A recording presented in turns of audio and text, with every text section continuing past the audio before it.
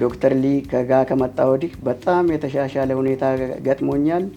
የቀሩት ሰዎች በዚህ የሚቸገሩም ካሉ መጥተው እዚህ እንዲድኑ አደርጋለሁ።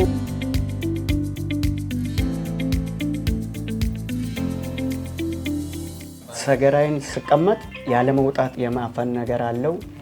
በግድ አምጬ ሲወጣ ይወጣና እሱም ከተጸዳዳ በኋላ ደግሞ ይመለሳል።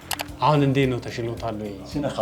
አዎ መጀመሪያ በየሆስፒታሉ ሄጄ አልተሻለኝም ነበር። አሁን እዚህ ከመጣው በኋላ ድሮ የሚያመኝን ሁሉ አሁን መፍትሄ አግኝቼ ተሽሎኛል።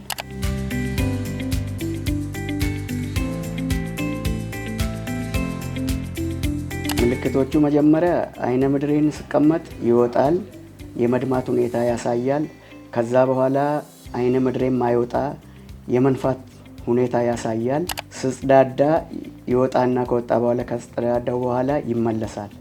ከተመለሰ በኋላ የወገብ ነገር ወገቤን የመቁረጥ ነገር ይሰማኛል። እህል ስበላ ሁሉ ይነፋኛል። በዛን ጊዜ ይሄ ሁሉ የሚሰማኝ ነበር።